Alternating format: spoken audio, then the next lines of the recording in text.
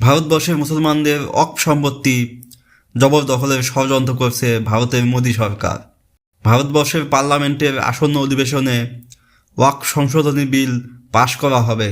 ওয়াকফ সংশোধনী বিলে অনেক আপত্তিকর জিনিস রয়েছে। ভারতবর্ষের মুসলমানদের ওয়াকফ সম্পত্তির ইতিহাস অনেক পুরাতন। সেই 12শো শতাব্দী থেকে দিল্লির মুসলমান সুলতানাত থেকে শুরু করে আজ পর্যন্ত ওয়াকফ সম্পত্তি মুসলিম সমাজের একটি পুরাতন ঐতিহ্য হিসাবে রয়েছে। সেই দিল্লি সালতানাত, মুঘল সালতানাত এবং ব্রিটিশ কলোনিয়াল আমলের সম্পত্তি হওয়ায় এই সম্পত্তির অনেকেরই মালিকানা মৌখিক সূত্রে প্রাপ্ত।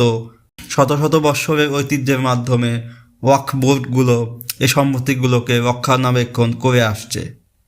কিন্তু সম্প্রতি যে ওয়াকফ সংশোধনী বিল আনা হচ্ছে, সেখানে ওয়াকফ বোর্ডকে বাধ্যতামূলকভাবে জেলা কালেক্টরের কাছে সম্পত্তির মালিকানার ব্যাপারে আবেদন করতে হবে এবং জেলা কালেক্টর, যিনি একজন আমলা, তিনি যদি মনে করেন এই সম্পত্তি ওয়াকফ বোর্ডের সঠিক মালিকানায় আছে, তবে সেটা গ্রান্ট হবে। যেহেতু ডিস্ট্রিক্ট কালেক্টর একজন আমলা এবং তিনি রাজনীতিবিদদের দ্বারা প্রভাবিত হতে পারেন, ভারতবর্ষের বিজেপির হিন্দুত্ববাদী রাজনীতিবিদদের দ্বারা প্রভাবিত হয়ে অনেক ওয়াকফ সম্পত্তি এই ডিস্ট্রিক্ট কালেক্টররা জবরদখলের ব্যবস্থা করে দিতে পারবেন। এই ওয়াকফ সংশোধনী বিলের আরেকটি বিপজ্জনক দিক হচ্ছে, এই ওয়াকফ বোর্ডের সদস্যদের মধ্যে অবশ্যই বাধ্যতামূলকভাবে অমুসলিম ব্যক্তিদেরকে অন্তর্ভুক্ত করতে হবে, যা মুসলিম সম্পত্তির উপরে হিন্দু সম্প্রদায়ের আধিপত্যকে প্রতিষ্ঠিত করার সুযোগ বৃদ্ধি করে দেবে।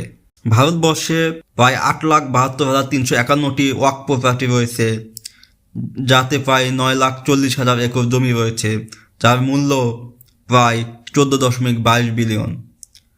2006 সালে বিচারপতি সাচারের নেতৃত্বে একটি কমিটি গঠন হয়েছিল।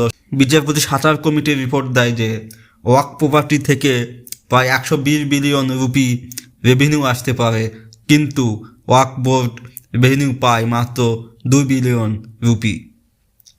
সাচার কমিটি আরও জানায় যে শত শত ওয়াকফ প্রপার্টি সরকারি বিভিন্ন প্রতিষ্ঠান জবরদখল করে রেখেছে। ভারত গভর্নমেন্টের ডাটা অনুসারে 58,889টি ওয়াকফ প্রপার্টি বিভিন্নভাবে জবরদখল করে রাখা হয়েছে। এই ওয়াকফ প্রপার্টির উপর নির্ভর করে ভারতবর্ষের মুসলমানদের বিভিন্ন মসজিদ, মাদ্রাসা, কবরস্থান, এতিমখানা ইত্যাদি পরিচালিত হয়। সাম্প্রতিক সময়ে আনিত এই ওয়াকফ সংশোধনী বিলের মাধ্যমে ভারতবর্ষের বিভিন্ন ঐতিহাসিক দরগা, মসজিদ, এতিমখানার অস্তিত্ব হুমকির মধ্যে পড়তে পারে বলে ভারতের মুসলিম নেতারা মনে করছেন।